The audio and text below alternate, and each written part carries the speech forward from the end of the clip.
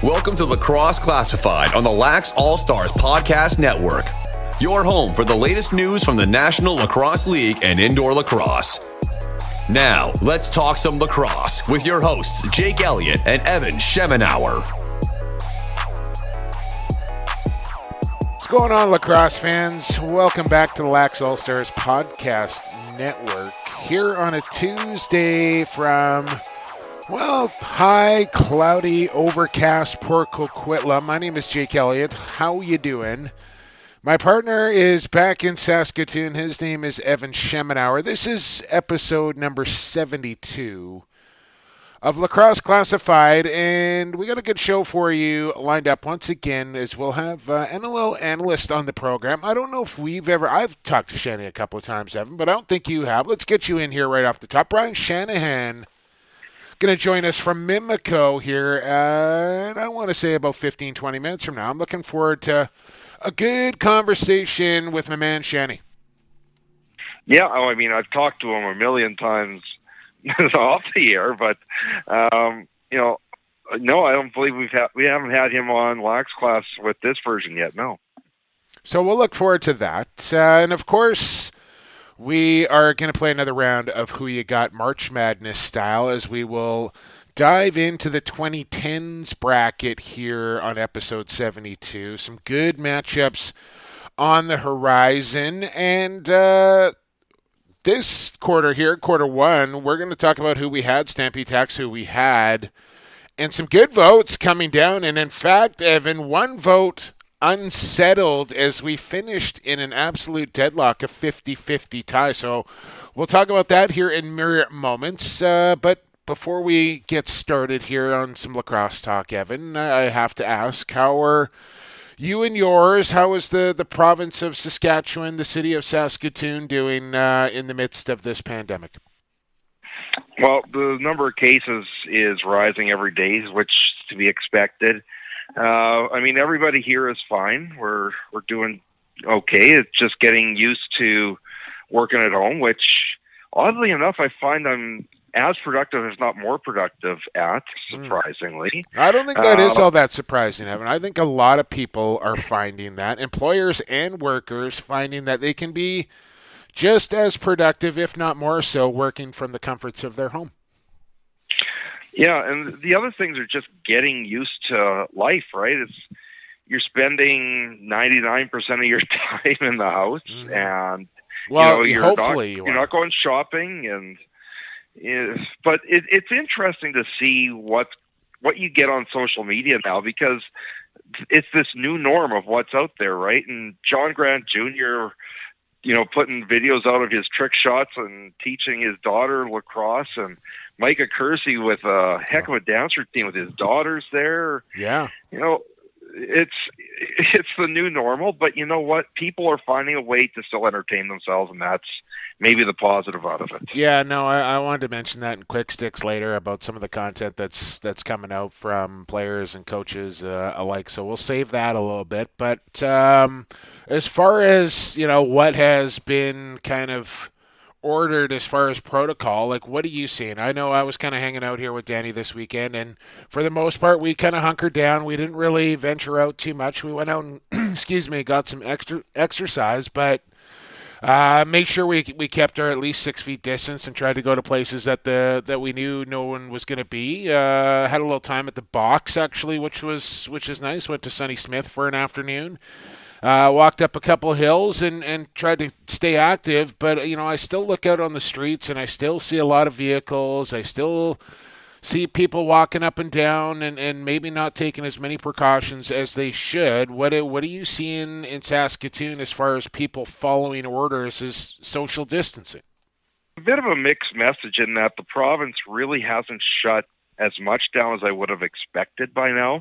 They're starting to, the restaurants and what have you, take out only and things like that. But it's tough to say. Of course, when I'm not leaving the house that much, I don't see much of it. And the only time I really left the house was when it was time to drive the kids, right, to back and forth between the two parents' houses. Mm-hmm. But, yeah, I've gotten into the habit now of, Any prescriptions I need are at a pharmacy that mails them out. I've been dealing with food delivery from the grocery stores, right? Not because that's quite the scene in its own. Was they're only letting so many people in at a time because they got to be 6 feet apart, and the lineups they got to be 6 feet apart even in the lineups. And somebody put that out on Twitter. That was quite hilarious. That there should be a run on long poles because the long pole is exactly 6 feet. You know exactly how far you got to be away. Yeah, I can't remember who that was. I mean, it might have been Scott Ratliff, I think, that first put that out there. But you're right. I definitely have seen like a decrease in people out and about, but I've also seen some people just kind of negligent to it as well. And again, I think being proactive is the real key here and not reactive. And it really seems like the country of Canada as a whole has taken that approach, and we're still in this for a while. There's no question about that. The numbers will go up before they start to go down. But I think the real key to it all here, Evan, is that we got to jump on it, and that's we all got to take it seriously, and if we do that, then we're going to be heading in the right direction sooner than later. Well, and the announcement that came out probably about 15 minutes before we started taping, the Memorial Cup is outright off. The Olympics are off. That was announced earlier today. How long before other leagues start following suit? It was nice to have the AFL, the Australian Football League, on this weekend, but at the same time, it was a little uneasy as saying, should these guys in a contact sport be playing? Absolutely. Absolutely. And luckily the government in Australia shut them down because they just said the stadium's got to be closed. Yeah. So, but I get it. A lot of people are losing money and a lot of dollars on the line, but I'm in fear now for summer lacrosse as well. Like I think we're not going to see any kind of organized high level sporting event until September. That's what my gut is telling me after kind of seeing how this is all playing out. Yeah, businesses that I'm working with, we're looking at 10, 14, 16 weeks out of this isolation and working from home. My gut tells me that if there's at least an improvement come late August, there's going to be a push to get things back for school to start.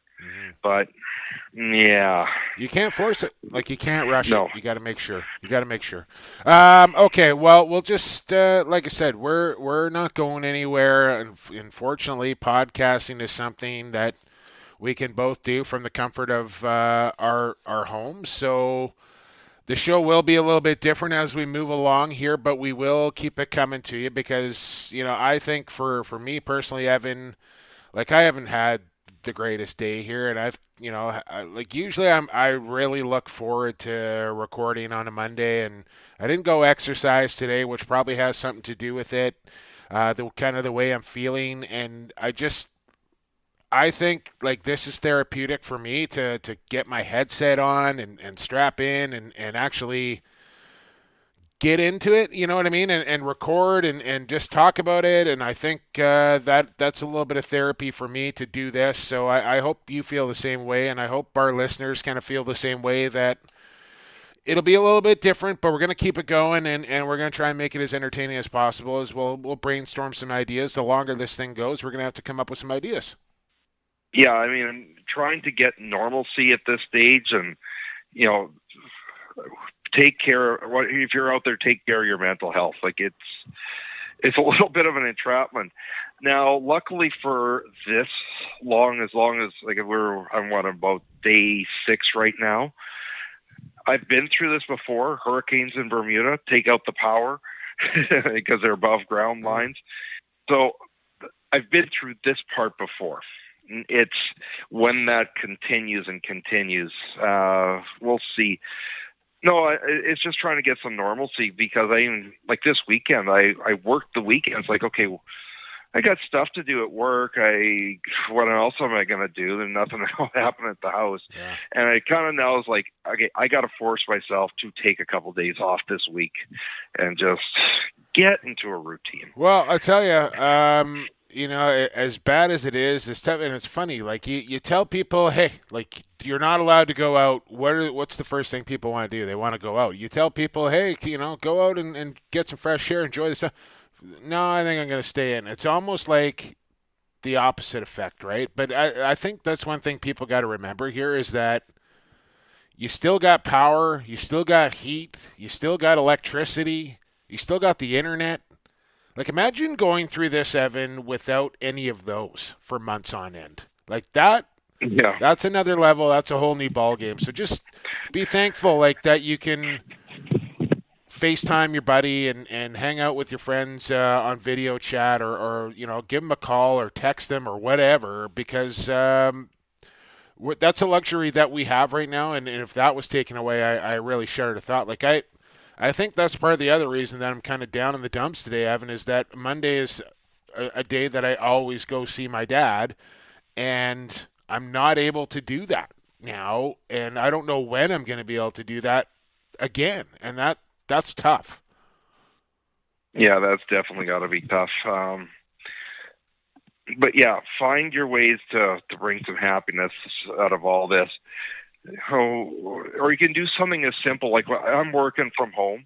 I make a point of every hour getting away for about 5-10 minutes and just getting some steps in. This is crazy. Look at my Fitbit here.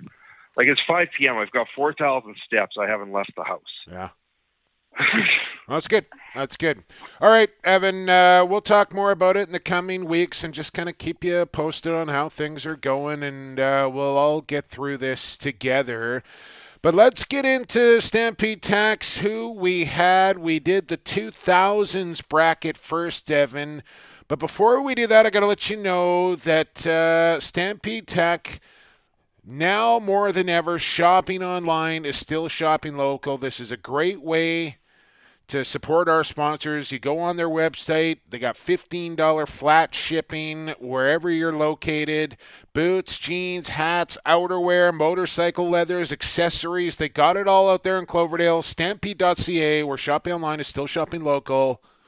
Make sure you're checking them out while you got some time on your hands. Peruse the website. I bet you find something that you never knew you needed, you never knew they would have. And next thing you know, you got a package ending up on your front doorstep.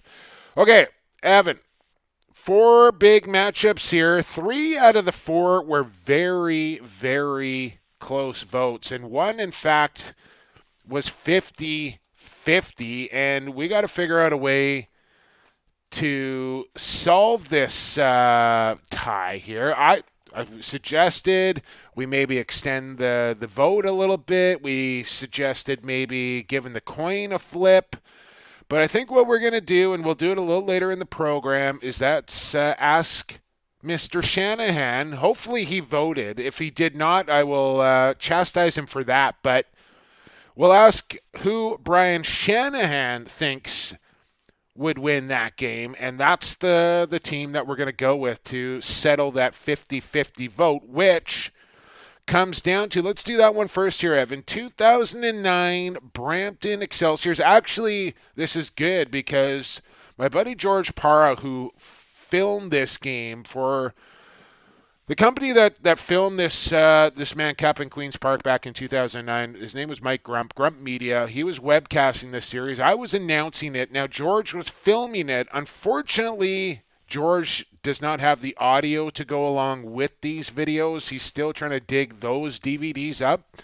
But he did find the entire 7-game series from 2009 in his archives and has now posted this up on Facebook. Go to my timeline, Jake Elliott, 2 L's, 2 T's, and you're going to find the thread. And he is posting these up on his YouTube channel, Game 1 through Game 7. Of course, Game 1 with a bench-clearing brawl. Game 7 coming down to overtime in dramatic fashion. 2009 Brampton Excelsiors taking on the 2007 Rochester Nighthawks. John Grant Jr. going off. What a year it was for John Grant in 2007. And this one, over 100 votes, well over 100 votes, Evan, and it's a 50-50 deadlock. Who did you pick? We both took Brampton in this series. We both took Brampton in this one, yeah.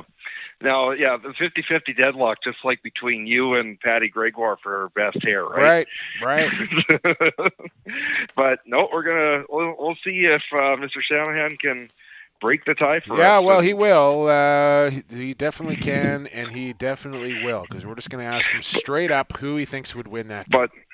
But there were some matchups this week that I thought were going to be lopsided, and really, really close. I was surprised by a few of them. Yeah, well, let's get into the next one. It was the 2000 Toronto Rock just edging out the 2007 Peterborough Lakers. The Lakers beating the Adnecks in 6 games in Coquitlam.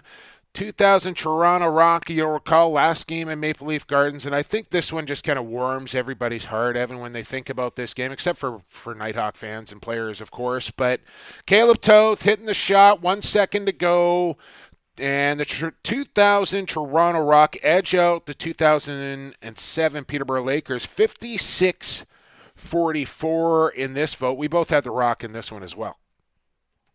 And actually, if you want to watch this game, because you probably have time on your hands right now, go to YouTube.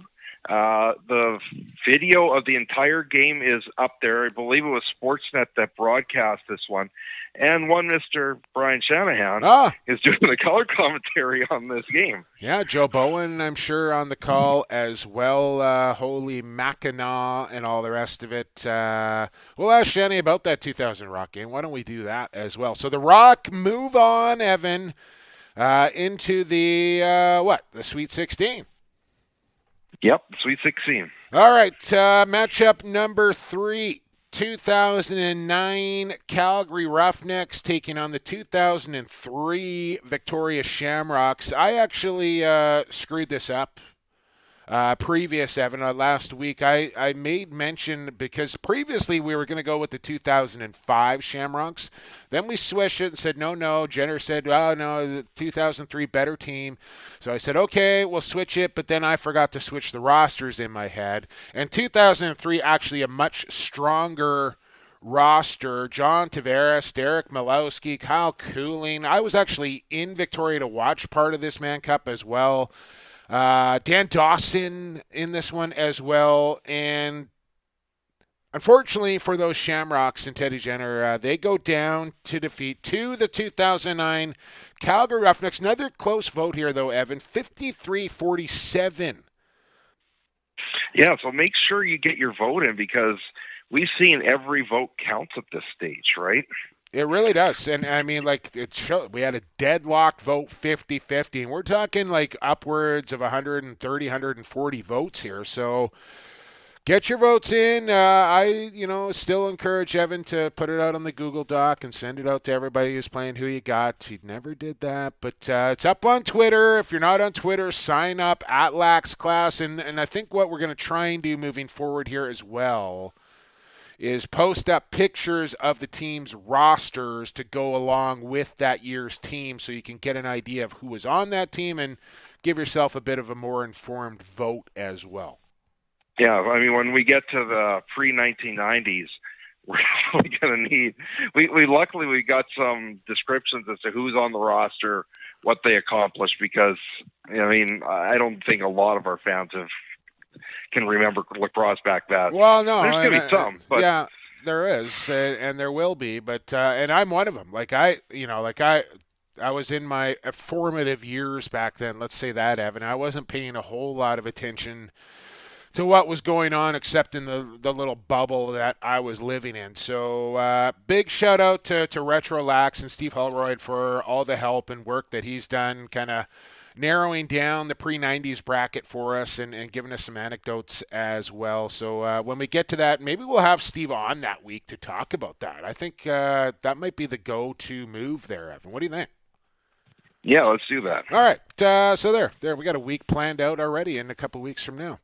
Final matchup was one that you picked very wrong, Evan, here. This was the one out of the 4 that was not even close. It was a matchup of 2001 teams Philadelphia Wings going up against the Coquitlam Adanacs. And Evan, Game 7 of this series played against the Brampton Excelsiors, where Coquitlam wins in a landslide here in this vote, 71-29. This series went 7 games as well. It came down to the final minute of Game 7 with Coquitlam down a goal. Let's go to Keith Cowison and Duff for the big finish. Squire comes up with the loose ball. Shot there, scores! Dan Stroop! It's 9-9 and there's 55 seconds to go. Wow. Danny Stroop's got the on hand. That's his 4th goal of the night. Bob Watson got a piece of it, but not enough to keep it out. There's a look at it. Bob Watson got a piece, but Dan Stroop just had enough on it to get it over the line. 9-9 with just under a minute to go. Now what happens? Wow. Looks like Coquitlam's going to get possession. Oh, how did that timeout work for the Adanacs? We're into the final 40 seconds. I can't even hear myself. It's so loud in the Coliseum right now. Squire inside to Doyle. He scores! Colin Doyle! The Adanacs are 35 seconds away from their first Man Cup ever. I don't know what happened there. Colin Doyle got so wide open. I think there's a pick set. He spun the goal, and he was wide open. I was in attendance for that beauty. Kimbo Squire setting up Colin Doyle, who just set a monster screen. I can't remember the defender to open himself up. And during that era, like, there was nobody who was more clutch than Colin Doyle. The knack for scoring the big goal at the big moment was his, and he did it again, giving the Adanacs their first Man Cup in their history, and they move on to the Sweet 16 as well, as do the Calgary Roughnecks of 2009, the 2000 Toronto Rock, and we'll have to see whether it's going to be the 07 Nighthawks or the 09 Excelsiors that move along as well into the Sweet 16 era of who you got's March Madness. Well, I mean, we got some intriguing matchups this week too, so stay tuned. We do. Some of these are not going to be easy. Yeah, no, that's kind of the point here, Evan. That's kind of the point. So we'll look forward to that. But coming up here on the other side, heading into quarter number 2, we will talk to NLL analyst. I think he's in his 22nd year, if I saw that correctly. Also does a little writing for IL Indoor as well. It's Brian the Manahan Shanahan next here on Lacrosse Classified, episode 72 on the Lax All-Stars Podcast Network. A Vancouver Warriors game at Rogers Arena sounds like this. Jones shoots and he scores! Diving effort from Mitch Jones. Nothing's monotone. Lee and Beers go crashing into the crease. Nothing's boring. Now we're going to have a fight. It's the captain squaring off. And at Vancouver Warriors games, Loads up. nothing's offside. Tries a shot and he scores! Experience it for yourself. Vancouver Warriors tickets are available now. Tickets starting from $19.95. Visit VancouverWarriors.com/tickets today. Hey, this is NLL crew chief Todd LeBranche. You're listening to Lacrosse Classified on the Lacrosse All-Stars Podcast Network, growing the game one podcast at a time. Welcome back to Lax Class, Lacrosse fans, episode number 72, into quarter number 2, and you just heard from our friends at the Vancouver Warriors. VancouverWarriors.com, where nothing's offside, Evan. And just to kind of recap, I know a lot of people asking what's going on with their tickets. What do we do? Just hang on to those tickets, whether the season happens this year or it happens next year. You're not going to be out of pocket. You'll either be reimbursed. Your tickets will be good for another game. So hang on to those things. What else can we tell you about? Check out VancouverWarriors.com. They got a bunch of frequently asked questions on there as well. And they're still pumping out the content as well over there at VancouverWarriors.com. And go pick up one of those white jerseys. Those things are sweet. Absolutely.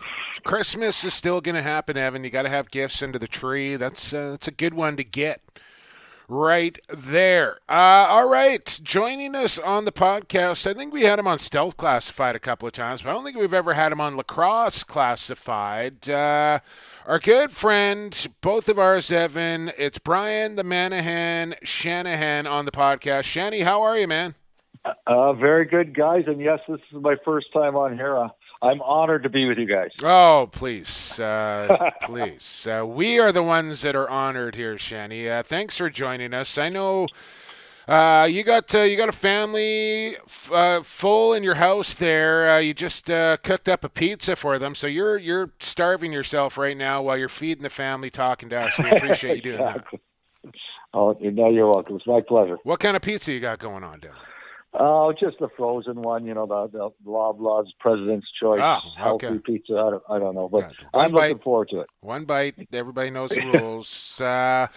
What's going on in Mimico, man? I kind of checked in with Evan on what's happening there in Saskatoon as far as the pandemic goes. What's the situation like in Mimico? Are people staying off the streets? Are they staying home? Are essential services only? What's happening there?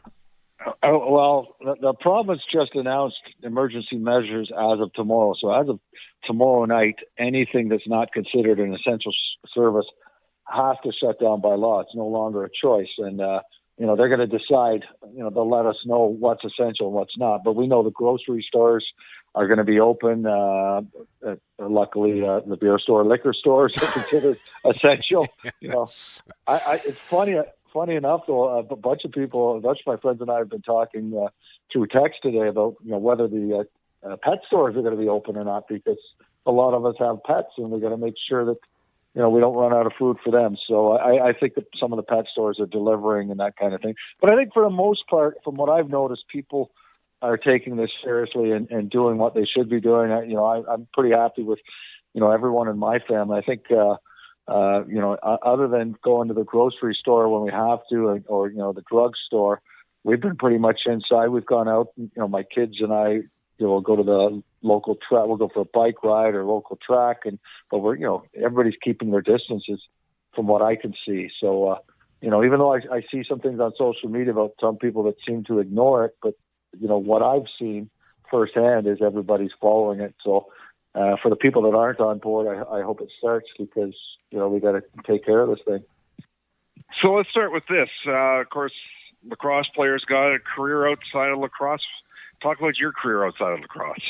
Yeah, I'm a teacher outside of lacrosse. I got my math degree is what I got originally, and so math is my specialty. Although I teach more than that, and last week would have been our March break, and the day before we went on March break, it was announced by the province that they were going to extend it by a couple of weeks.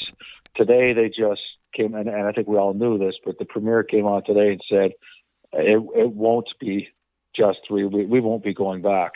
April 5th was supposed to be the day, and I think everybody knew that. And honestly, I wouldn't be surprised if we're not going back at all. Now, thankfully, I'm being paid while I'm at home. So I really feel for those people, especially in, the restaurant business. There's a lot of people that are, worried about their rent checks, their mortgage and all that. But, so it's really tough. I'm lucky that I am being paid while I'm here. But, I must admit that, we're bored, but I don't want to complain about that. There's enough serious things going on out there that, I don't want to be a complainer. Absolutely. But it is very serious. If you could see me, I'm holding my hand up in the sky right now. I'm one of those people right now. But again, I try and think to myself, this is so not about the situation that I'm in or many others. This is way bigger than that. Hey, before we kind of get into some things here, I don't know if you've followed this along. We're playing Who You Got March Madness style. So we've picked 32 of the greatest box lacrosse teams of all time and kind of made up a bracket, and we put out some some Twitter polls over the last week. 4 games from the 2000s. Have you seen this? Did you cast your votes? Have you been playing? I haven't cast my votes. Okay, this is perfect then. I saw it. It just looked like so much work for me to fill out all those forms. No. This is on Twitter. All you got to do is just that. The first we wanted people to submit their top 10 teams so we could kind of get a pool together. But now it's as simple as just pushing the screen, pick your favorite team, who you think is going to win the game. Go. So it comes down to this, Shannon. We've got the votes. The tallies are in. 3 of our 4 games have a deciding vote, but one of our games here ended in a 50-50 over 130 votes. Ended in an absolute 50-50 deadlock here. So now Evan and I are going to put you, Brian Shanahan, on the spot here to determine who moves in to the Sweet 16. Are you ready for this? Okay, yeah. You tell me the 2 teams, and I'll tell you who I think would have won a game head-to-head. Exactly. 2007 Rochester Nighthawks. This is John Grant Jr. in his prime. They were good. Eddie Very Como, good head team. coach. Going up against the 2009 Brampton Excelsiors, who won that dramatic Man Cup in 7 games, overtime, bench-clearing brawl, all of that, dying seconds, Carnegie. 2009 Brampton, 2007 Rochester. Brian Shanahan, who you got? That's a tough one. And I thought that Rochester team was a great team, one of the best NLL teams. And you're right, Johnny. Grant Jr. was at his prime. But I'll tell you, the last 30 seconds of that Game 7 between Brampton and New West was unbelievable. And I'm going to lean towards Brampton. Brody Merrill and Colin Doyle and all those guys, they were a fantastic team. But it was one of the best, maybe not for New West. And was it Ilya Gaich? It was. Yes. I felt terrible for him. Yeah. You know, he had such a fantastic series. And I guess they gave him like the player of the game or something at the end of the game, and it looked like I don't want that. Yeah, no. But I'm going to go with that Brampton. Okay, there it is. I actually called that Man Cup, Shanny, and it was I had the line like New West was up. For fans that don't know, and I just said this that my buddy George is posting these games up on Facebook right now. But for Game 7, New West was actually up a man. With possession, under 30 seconds to go. So Ilya Gaich had the ball, right? Yeah, at center. So Brampton pulled their goaltender to even up the man strength. Ilya Gaich runs backwards into his own zone, runs in behind his goal. Somehow Brody Merrill and I think it was Harrison converged on Gaich along the boards. Ball jars free, bounces right to Mike Carnegie, who sticks it. I said Scott last week, by the way. To Mike Carnegie, who sticks it top corner to tie the game, and then Colin Doyle and Shooter take over in overtime, and the Excelsiors win.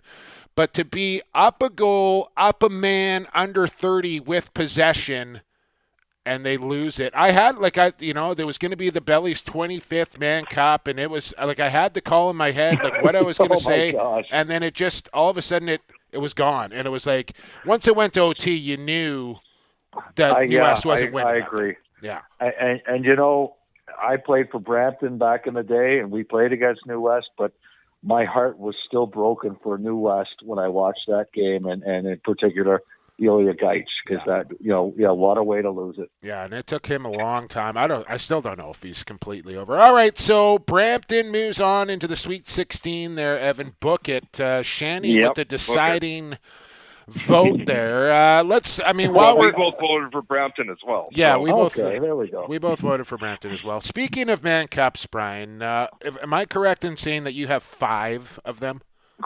Correct, yes. A couple with Brampton and 3 with Six Nations. Yeah, and I remember the first time I saw you come out to 1993, if I recall correctly, which that Brampton team is actually on our bracket for the 90s, Shanny, just so you know. We were good. Yeah, very good. Back when John Tavares actually wore the number 6, he was that young, Shanny. And you know, I remember we lost game one in that series. In fact, they kicked our butts game one. And it's funny. I'll tell you a funny story too. Is, you know, we just, I think the hardest game for the traveling team is always game one, and we just came out flat. They might have gone up by about 10, at least 10 goals at one point. I think the third period we started playing, but it was too little, too late. And after the game, one of the local newspaper guys from Coquitlam was interviewing Pat Coyle, and Pat Coyle said all the right things. You know, this is a great team we're playing. It's going to go 7 games, and you know we have our hands full. Blah blah blah. And Coyle was with Brampton, just so everybody Coyle knows. was This with is our team in pre Brampton. That's right, I Coquitlam. forgot. Yes. He eventually played for Coquitlam. You're right, but anyhow, he said all the proper things to the reporter. The second the reporter walked away, he turned to me and he says, "We're going to win the next 4." Brother Mike alongside Kilgore brothers, right. Veltman brothers. What a team that was. So we'll talk about that. But going back, Shenny, out of the 5, do you?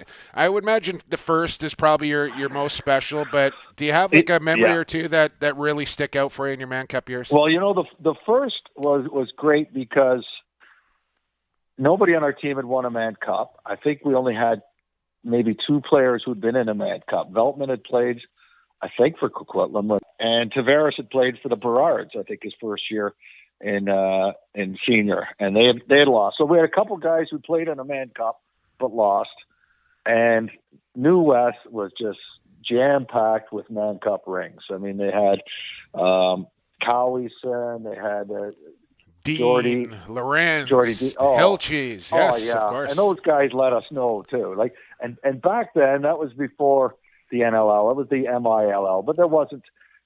Guys didn't know each other like they all know each other now. Like East West, lacrosse players all know each other. Back then, I felt like it was like Team Canada playing the Russian. They might as well have been Russian as far as I was concerned. It was the other side of the planet. Yeah.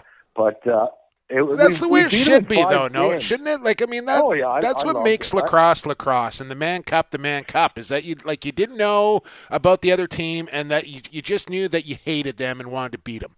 And they were big. Like, they were a big team. I remember after one of the games, one of the fans, you know, we had like the beer hall after the game, and somebody came up to me and goes, "Oh, you're not that small." Or he goes, "No, you're not small at all." He goes, "I thought you were tiny looking at you on the floor next to these other guys," because they had, Helges, Peter Part. They had a bunch of guys who were 6'5". Right. And that was really big back then. I looked like a runt out there, and I'm 6 feet or just under 6 feet. So like it's not like I'm a tiny guy or anything, but compared to them, about 4 or 5 guys that were 6'5", and yeah, they were a big team. But then the funny thing is also they outscored us in the series because we beat them in 5. Every game we won was by 1 goal, or 1 or 2 goals, and the one game they beat us like 17-4.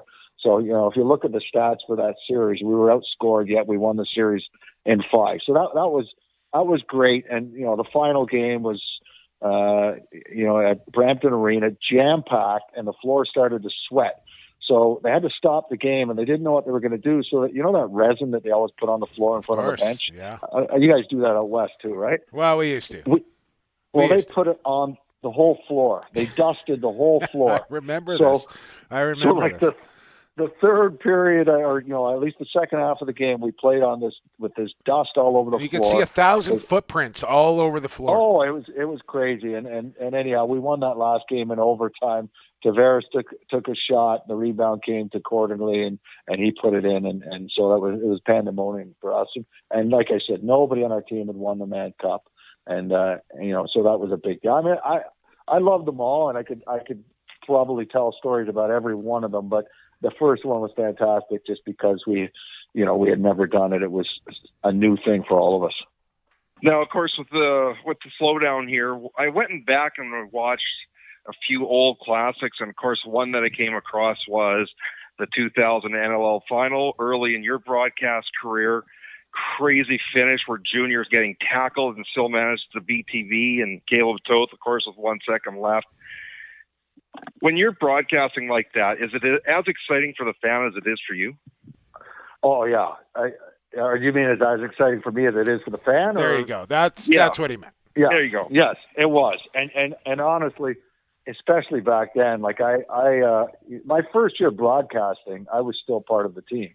So in '99, I was actually on the practice roster and an assistant coach. So I really felt part of the team. But by 2000, I wasn't, I was just a broadcaster, but you couldn't help but get excited. I mean, I'm not going to lie. Like I was, I wanted the Toronto Rock to win. And so, it's funny because sometimes I watch replays from those games and the ones that are edited. So you're not really hearing me. You're hearing Joe Bowen making the call, but you're hearing me scream and yell. I'm not saying anything. I'm just reacting like a fan. It's funny too because over the years, some of my producers say, "Shandy, you can't do that. You can't scream when your team scores. You can't. You've got to wait for your analysis." But I listen to those games back in the old days, especially if it's just a Joe Bowen call. You just hear me scream in the background, and it was that was so exciting. The finish and the way John Grant played too, like.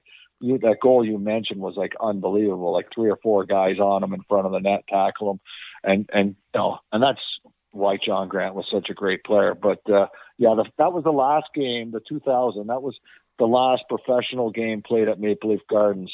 And the other funny thing about that game is, I'm sure it was mid to late May, but it was a hot day in Toronto. Like it was in the 90s, and Maple Leaf Gardens has no air conditioning.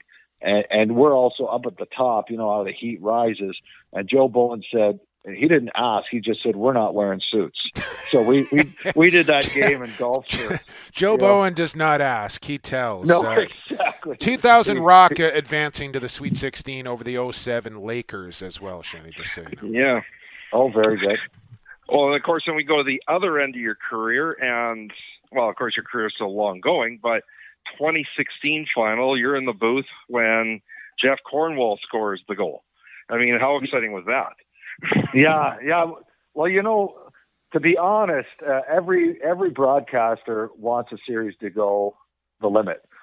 So that one, we're saying, okay, this looks like Buffalo's going to take this, and we'll go to Game 3. So inside, I'm thinking, what the heck? Like this, Buffalo was supposed to win this so we could get a third game, but it was for the home team, and that was the first one in Saskatchewan, right? That was the year before they'd won in Edmonton. Right. So it was thrilling to be part of, what that new franchise was going through. So as much as I wanted it to go 3 games, I was so excited for the hometown fans and Grandma Rush and all that. Right? That was great. That was pretty exciting. Speaking with Brian Shanahan, going back to 99, that's a banner year for you, Shanahan. You're pulling in 4 teacher, practice roster, coach, and broadcaster. Like you must be just rolling in it in 1999. Yeah, it was funny. And honestly, I had no interest in being a coach because I knew how hard those guys worked. I think that was sort of their way of, pushing me out as a player. They had to offer me something. Yeah. Here's a door, Brian. Walk through it, please. And the funny thing was, before training camp even started, they said, "Hey, Shanny, you want to be an assistant coach?" And I think they were shocked when I said, "No, not interested." No, thanks. I'm good. I saw an article that you penned out, and you've been writing for IL for a while now, and usually, you're a little bit on the shorter side, but you obviously got some extra time on your hands now, and you penned out a real nice article talking about, the transformation that Les Wakeling and Les Bartley kind of made going from the 3-line system in lacrosse to the offense, defense, specialty transition game that we see now. And you were kind of right in the middle of that with 2 coaches that, Wakeling should be in the Hall of Fame. I'm not sure why he's not, but and Les Bartley, highly regarded as the greatest box lacrosse coach of all time. These guys kind of innovating and changing the game, and you were kind of right in the thick of it. Tell me about it.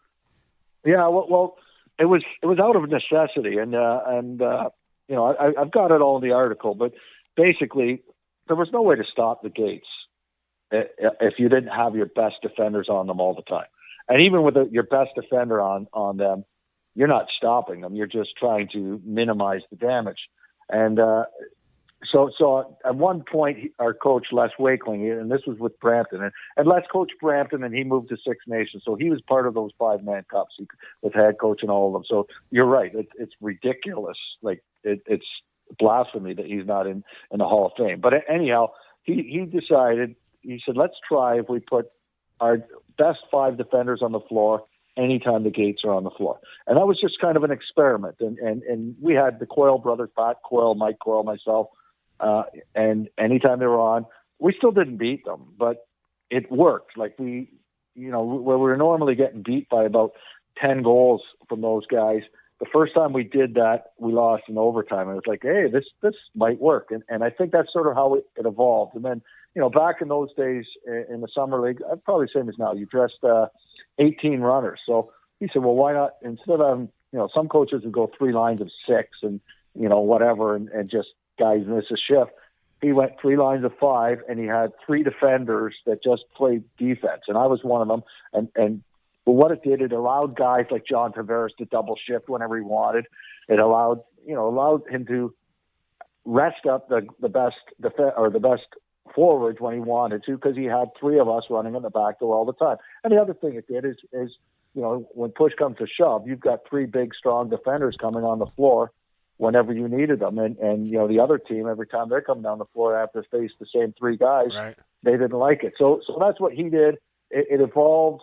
He won Man Cups doing it. By the time we were in, I think I mentioned in the article, by the time we were in Six Nations, it was myself, Dave Suckamore, and Big Tim Bomberry, 270-pound Tim Bomberry, yes, that played on the back door all the time. And we loved it. We got tons of floor time because you're being called upon whenever it's a critical situation, the other team has a ball, you get lots of floor time. So I loved it.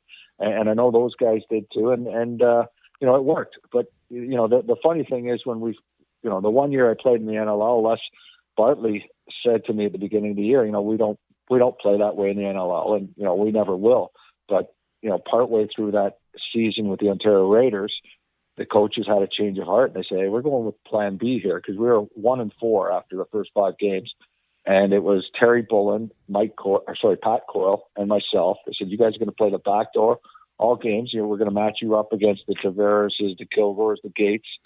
And, the team went on a bit of a run, and that's sort of how it evolved in the NLL. And, the next year they eventually decided to expand it a bit.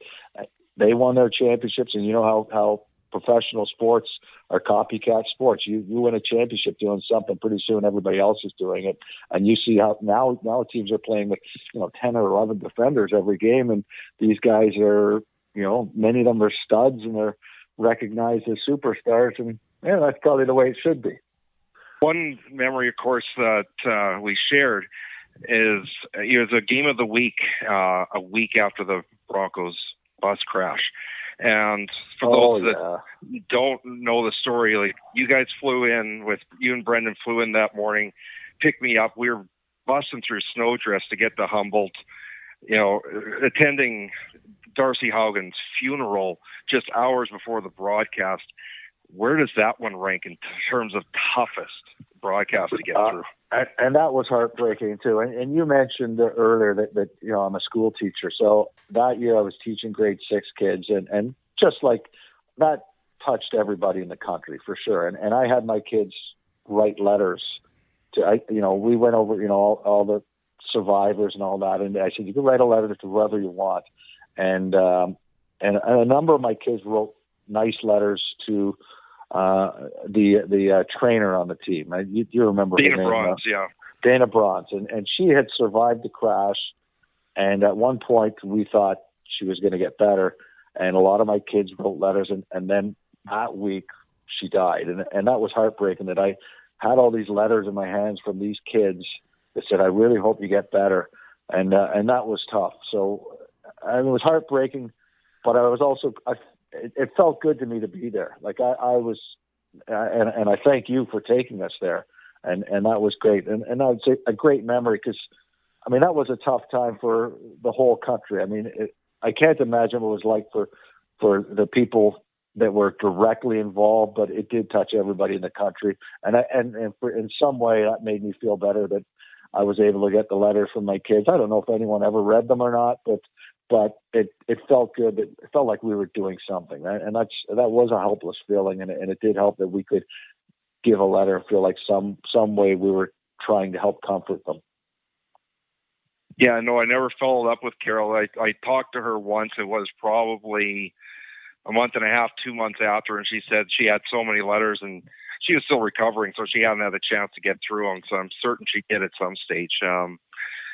Here's one for you. Of course, your brother Brendan, famous NHL player and a lacrosse player. We talk about this where kids should take the summer off from hockey, play lacrosse, because you're going to learn a lot.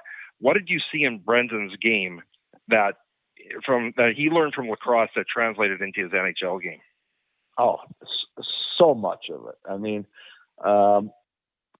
you could just say the fact that he had very good hands in front of the net and all that. But I also think, and I see it not just with Brendan, all the time when my kids, 3 kids, they all played hockey and lacrosse, and coaches would always say, your kid always plays with their head up. And I said, well, that's from lacrosse. I mean, lacrosse is a heads up game, and and that definitely helps in hockey. But I think, and I've heard coaches that have nothing to do with lacrosse tell me, I could always tell a hockey player that played lacrosse, because they say the way they go in the corner, the way they handle themselves in the corner, the way they protect themselves, the way they roll off hits and all that.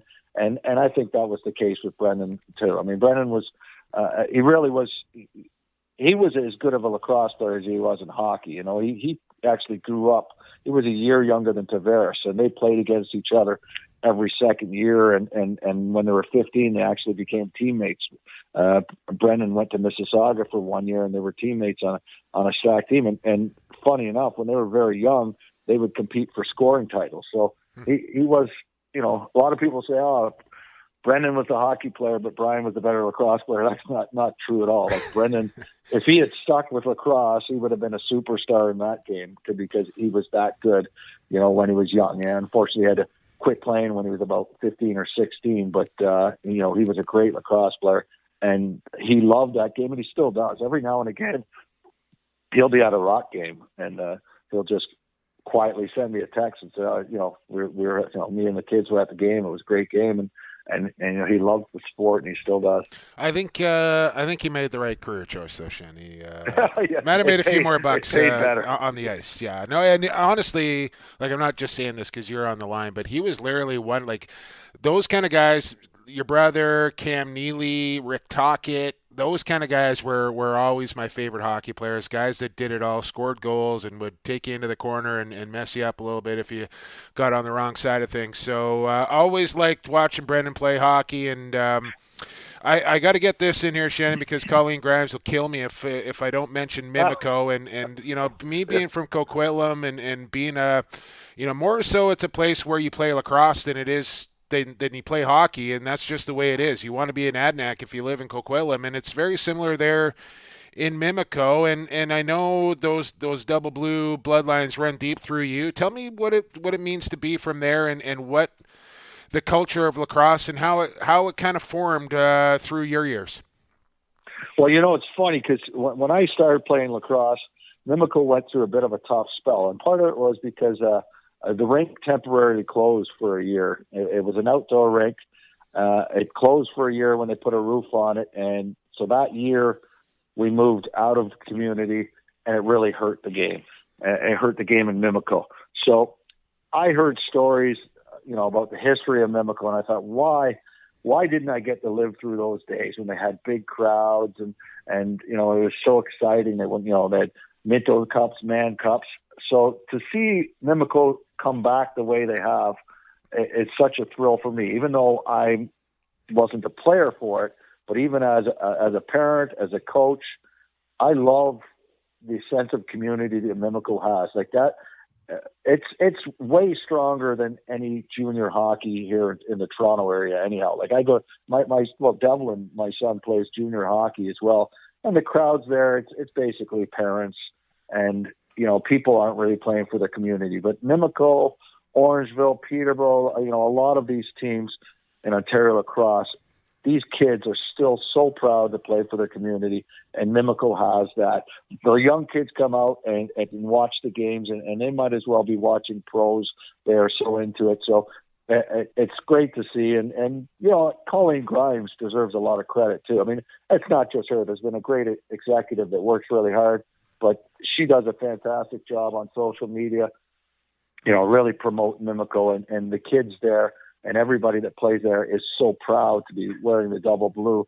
And the junior kids support the young kids and vice versa. So it's great to see it. And they pack that place, especially when the team is doing well. But on any Friday night or Saturday night when they're playing in the summertime, they get a pretty packed house to watch that team. So it's good to see. And I'm very proud to be part of it, even though my role is really just as a parent and a fan right now. I'm very proud of Mimico, and I think there's a lot of people that feel the same way. Absolutely, man. Hey, listen, Shenny, we could honestly spend another half an hour here with you easily, but we appreciate your time. Hopefully there's a slice or two of pizza left for you when you get back downstairs. And hey, man, I hope Mimico and everybody else come summertime is back up and running. Keep you and your family safe through this, and keep in touch.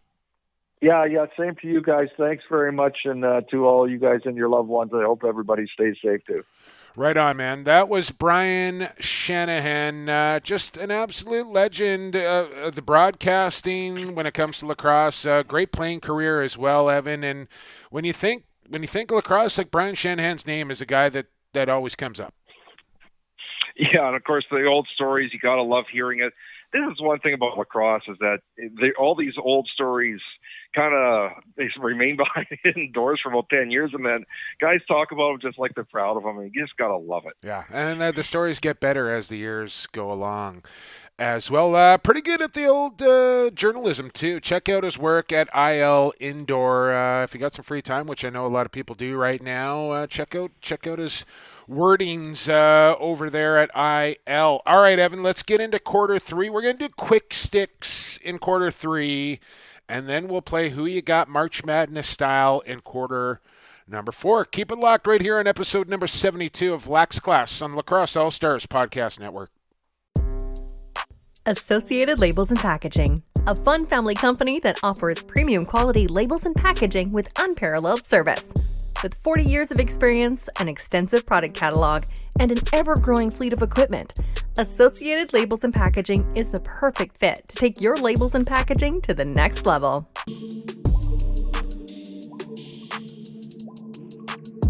This is Christian Del Bianco from the Calgary Roughnecks. You're listening to Lacrosse Classified on Lacrosse All-Stars Podcast Network. Growing the game one podcast at a time. Welcome back, lacrosse fans. Episode 72, third quarter, right there. Associated Labels and Packaging. Sean Ashworth and the gang down there in Coquitlam, Evan. And we know by now that Associated Labels and Packaging are always on top of the environment, and they're so progressive. And, of course, right now with the pandemic and COVID going on, Corona, they've upped their game in that regard as well with their premise restrictions, their facility cleanliness, monitoring personnel, daily updates. This is why people want to work for Sean Ashworth and a company like Associated Labels and Packaging, because they care so much about their employees and the world that they're living in, and they're always a step ahead of everybody else. Yeah, I mean, we just had a meeting with our marketing company this afternoon, and we're going to go through some tough times, but we also noticed that there's going to be a need to push your product out and get something new and get something that people want to buy when this is all over, because things will return to normal. They will, and they're still open for business, just some changes to their kind of procedures right now. So check them out at associatedlp.com. You need a label, need a package. Those are your people focusing on ethics, quality, and, of course, they are family-owned and great friends of the podcast. Check them out at Associated LP. All right, quick sticks, Evan, before we get into who you got here. And, You kind of mentioned it in quarter number one about the content that some of the players and more importantly, some of the coaches, the dads out there, dad content. Is that what we're calling this? I've seen Dane Doby. I've seen Mikey Poulin come out with some great stuff. But I think the one that everybody's kind of talking about right now is Coach No Mercy Acursi back there in Halifax with his two young daughters and TikTok, Evan. My daughter's on TikTok. I don't know if your kids are on TikTok, but this is next level stuff here from Mike. He is like choreographing. I don't know who's filming this, but they are putting together like some major routines and then posting them up online, and they're catching on like wildfire. Now, recall when we had him on the program not too long ago, he was taking the interview from his girls' dance studio, right? So they train all the time for this.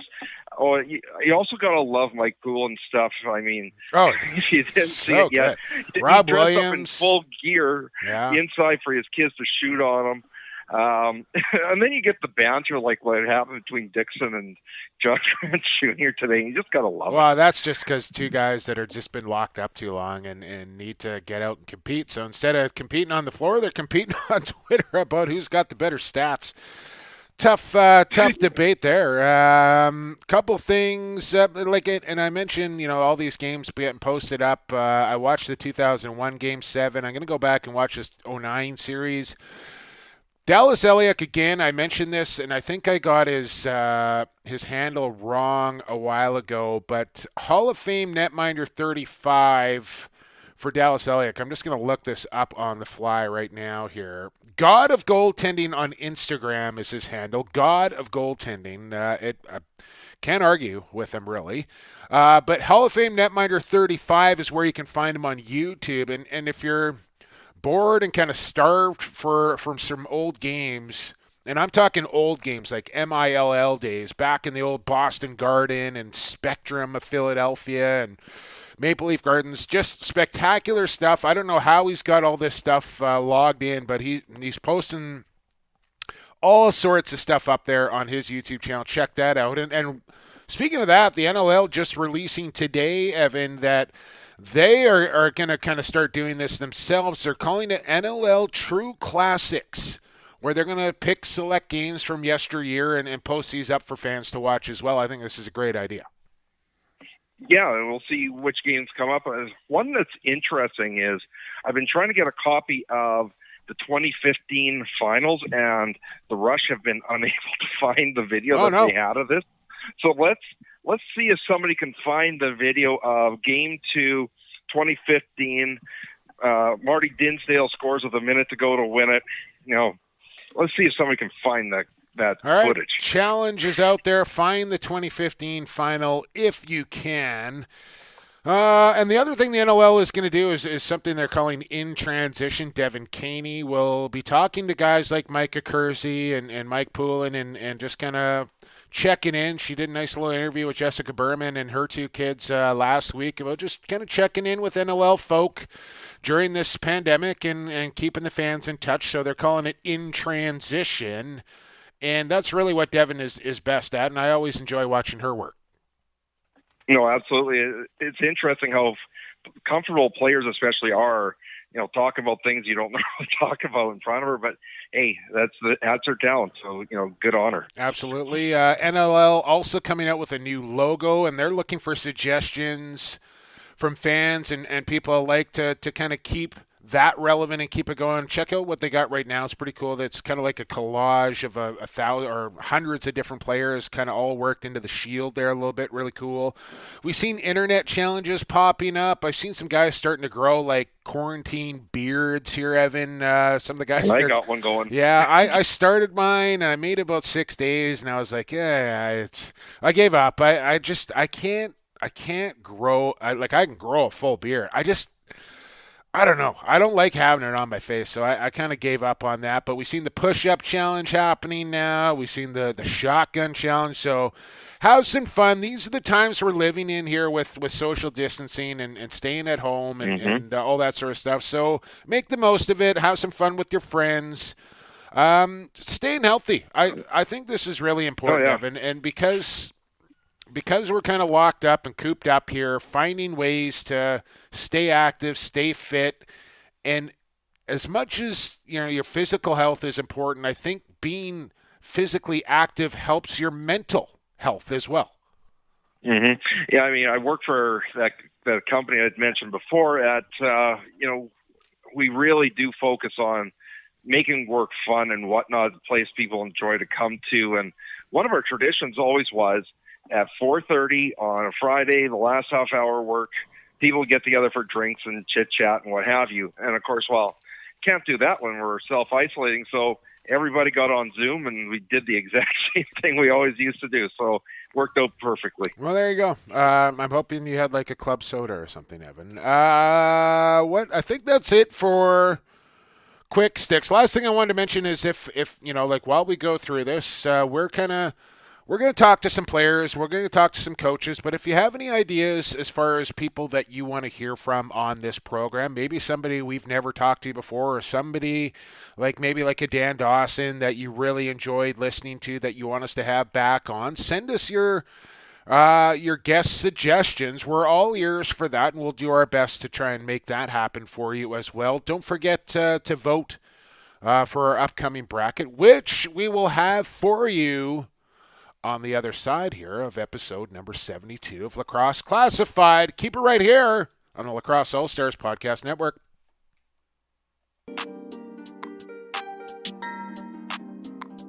Hey, this is Joe Nardella from the New England Black Wolves. You're listening to Lacrosse Classified on Lacrosse All-Stars Podcast Network, growing the game one podcast at a time. Back, no more breaks, quarter four. Thanks for hanging with us. Jake Elliott, Evan Sheminar with you. This is Lax Class. And it's time for Who You Got, Evan. Before we get into Who You Got, I do want to give out a quick shout out here to G. Wilson Construction. Obviously, we're not doing under review right now because there's really nothing to review lacrosse-wise, but G. Wilson Construction, obviously, with everything going on right now, they're going through a bit of a tough time as well. I talked to Mr. Wilson just a couple of days ago, and unfortunately, he's had to lay off about 60 employees right now, so it's tough all over. We're all going to get through it, but I want to thank G. Wilson Construction for their continued support as well here on Lacrosse Classified. And now, Evan, it's time for March Madness style Who You Got. Evan, who you got? Jake, who you got? Who you got? Who you got? Who you got? Who you got? Who ya got? Who you got? Who ya got? Brought to you by Stampede Tack and Western Wear. Oilskin Jackets, Outback Trading Company. These things are selling like wildfire out of the Stampede.ca online website. $15 flat shipping, Evan. Oilskin products, outdoor sports, even just walking around, camping. That's a good thing to go do right now. Get away from the city, isolate yourself, go camping. And get yourself an oilskin jacket to do it from Stampede Tack and Western Wear or products there. Check them out, stampede.ca. We're shopping online, still shopping local. As we move our way in, Evan, to the 2010 bracket here. So we did 2000s. Last week, once again, Toronto, 2000 Toronto, 2009 Calgary, 2001 Coquitlam, and 2009 Brampton, all moving on into the Sweet 16, as now we will banty about here. Another four big matchups in the 2010 bracket. We shall start at the top. 2016 Saskatchewan Rush beating the Bandits. Aaron Bold named MVP. This is the year Ryan Dilks was Defensive Player of the Year. We talked about Cornwall scoring the goal to win it for the Rush. Their first year in Saskatchewan, 11 seconds left. Going up against the 2017 Peterborough Lakers, beating the Bellies in 6. Buchanan instrumental in this game. Lost the first 2 games of this series, if you recall. Curtis Dixon winning his first Man Cup. This had face-off gate. You remember this, Evan? The visiting team, Peterborough, stealing the ceremonial face-off at Queen's Park Arena that caused a big controversy. Yep. So 2016 Rush, 2017 Peterborough Lakers. Who you got? And isn't this the time that the Mann Cup ended up in the ocean? Yes. Made an appearance out there in White Rock. Somebody went swimming in the Pacific with the Mann Cup. Yeah. Yeah. Who am I to judge? I don't know, Evan. I've never won, so I can't. We could have picked probably 3 different Rush teams and put them in this bracket. This is the one that was picked, and yeah, you're right. Ryan Dilks was Defensive Player of the Year, and Kyle Rubish still had a fantastic year. Was the second best defender on the team. So that's just how strong that Rush team was. Believe me, the Lakers teams have been loaded for years, and you got to respect that.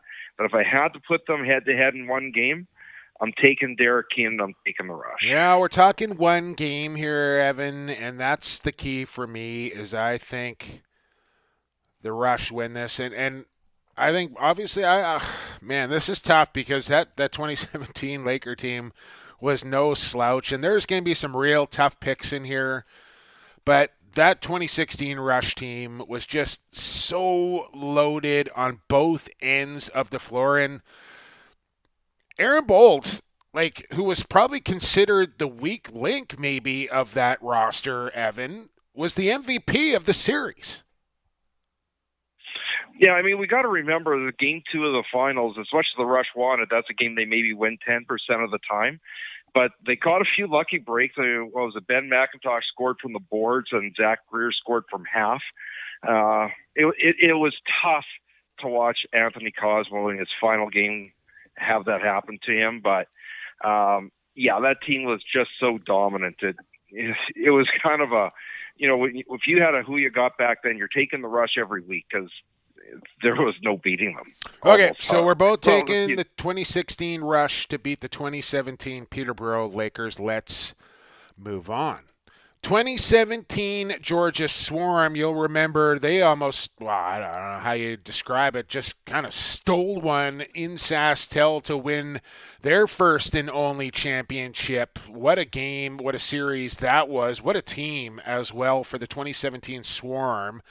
Lyle Thompson named the MVP. Going up against the 2015 Victoria Shamrocks, our buddy Jim Else over there at the Used Car Auto Center, a big supporter of the Rocks during this year, got his picture taken with the Manor. Corey Small named the Mike Kelly MVP. Shamrocks win it in 6 on their home floor in front of the Shamrock faithful here.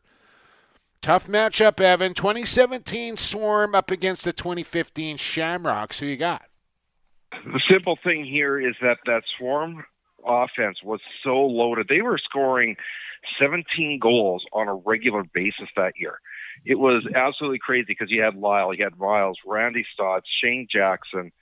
Even the guys that were sitting as second fiddle on that offense were absolutely amazing players. Jason Noble, if I'm not mistaken, won Defensive Player of the Year that year. Mike Poulin came up big when he needed to. I got to take the Swarm in this one. Okay.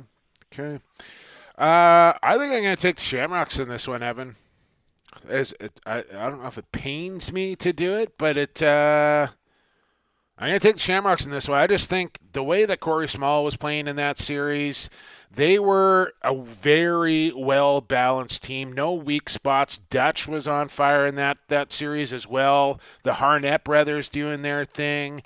They got great goaltending in that series as well. Brad Cree, Gregoire's favorite player for the Shamrocks that year as well.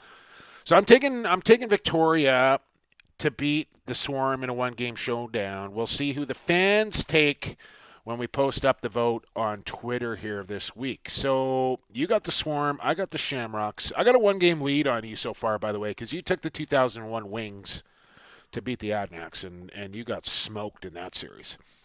2014 Rochester Nighthawks, the third of their 3 straight titles. Dan Dawson MVP. You'll recall this game featuring the mini game, Evan, the late comeback here. Going up against the 2013 Chiefs. A lot of familiar faces on both sides of the ledger here for the K-Hawks and the Chiefs. This was the first win in the Man Cup since 1996. I think Shanahan, a member of that 96 team. So a long drought for the Chiefs here, but they win in 20. You'll recall Game 5, Miller and Kirk both being called for illegal equipment. Colin Doyle stepping in between the pipes in a Man Cup game and winning for Six Nations. Jameson, 29 points, series MVP. Chiefs win over the Shamrocks 4-2. So 2014 K-Hawks against the 2013 Chiefs. Who you got? A tough one, because not only that, but you got certain players that have played on both teams. We will post pictures of each roster. Yeah. So, Cody Jamieson versus Cody Jamieson. Well, okay, there you go. But that Rochester team in those 3 years, a few times they actually finished in the middle of the standings, but if we're talking a one-game final, right? We're talking final. I'll take the Nighthawks because at that time they knew how to win when it was time to win. Yeah, a real team of destiny, just found a way. And not only in 14, but I think in 13 as well, they kind of did the same thing where they just caught fire at the right time and then just willed their way to victory. And Cody Jamieson, a huge part of those championships. But with that being said, I'm taking the 13 Chiefs here to beat the 14 K-Hawks. Colin Doyle and company. I watched this series, every game of it, and this Chiefs team was a mean piece of business. And in a one-game showdown, I'm taking Six Nations here to beat the Nighthawks. We'll see who the fans take, Evan. That's two different picks now. As I'm taking the Chiefs to beat the Nighthawks. You're taking the Nighthawks to beat the Chiefs. One more matchup to go. 2011 Toronto Rock. You'll recall it was a rematch of the 2010 final and a final that the Stealth won in Everett. The rematch took place in Toronto. Watson and Tyler Richards absolutely dueling in front of 14,000 at the ACC. 8-7 the final in this one. What a lacrosse game in 2011. Toronto Rock win the championship, taking on the 2018 Peterborough Lakers, who swept away the Maple Ridge Burrards in 4 straight. 16th Man Cup. Evans led the series with his in scoring, winning his 6th Man Cup. What a team this 2018 Lakers roster was. Going up against the 2011 Rock, Evan, who you got? Here's the thing about the Peterborough Lakers. They don't rebuild, they reload, right? They've got the money there that they can go and get the best players, and that team would beat most NLL squads on any given night. And with that firepower that they had in that game, like, think about it. You had Matt Vince and you had Evan Kirk, and they would rotate every game, right? It was, they never got tired because they're only playing every second game. This team was just way too talented. I got to take the Lakers. I'm taking the Lakers as well. Maybe the most loaded lacrosse team I've ever seen in 2018. Like, they were that good that I would put them up against any NLL team that year, and I think they win every time. They were that good. So I'm taking the Lakers as well. We'll post those polls up on Twitter. I still think, Evan, you should send it out on the Google Forums as well, and whoever votes. Get a bigger total. More people voting, the better. I know it's extra work for you, but I'm still going to push for that. Whether you do it or not, I guess, is completely up to you. But we'll put that out on Twitter. We'll put the pictures of the rosters up as well. And I think next week we'll go into the 90s, Evan. We'll work our way backwards once again, and then we'll do pre-90s for the last and final bracket as we'll work our way to an eventual champion here on Stampede Tack's Who You Got March Madness. Yeah, and then, this is going to go on for, about 9 weeks, because then we got to get into the Sweet 16s and the Elite 8s, and it's going to Yeah, it's we're just getting started. We're going to build the drama to a maximum crescendo, Evan, and then we're going to announce the winner. And we'll talk to Kevin Michael Winkler and see if he wants to throw. He's getting off scot-free right now, not having to send out any weekly prizes. So maybe we'll harass him a little bit, and I don't know how we'll do it, but maybe we'll think of something where we can give a prize away. I don't know how, but maybe we'll think of something. No, I mean, we still got, if we have a regular season, I don't know if we will, but I'll go and update the stats when I get a few days off here, and we'll see who's in the league, because that could be our winner. Yeah, I never even thought about that. You better check those stats, because we could have a winner if things don't get started again. So, good point there, and another good episode here for episode 72. I think we're done, partner. You got anything else you want to get off your chest? No, just everybody stay safe, and heed the warnings. Don't put yourselves and others at risk. So you do have something you wanted to get off your chest there. You said no, and then you got something off your chest, Evan. All right, for our fabulous sponsors, G. Wilson Construction, Associated Labels and Packaging, the Vancouver Warriors, and, of course, Stampede Tack and Western Wear, thank you to you guys for continuing to support the podcast, to Brian Shanahan for spending some time with us here on Lax Class, and, of course, you, the listener, for sticking with us here through these tough times that we're going with. And as Evan said, wash your hands, don't touch your face, stay away from people, stay home, only go out when it's absolutely necessary. And the more that everybody does that, the sooner we will get back to normal life. But in the meantime, stay safe, be well. Thanks for listening. For Evan Schemenauer, don't forget, subscribe to the podcast, cast your votes. Follow us on social media at ShemLax, at PXP for Sports, at Lax Class, and Lacrosse Classified as well. Keep up to date on everything that's going on in the world of box lacrosse and the National Lacrosse League. Now we're out of here. For Evan Schemenauer, I've been Jake Elliott. And for the fastest game on 2 feet, and for the creator, be safe, everybody.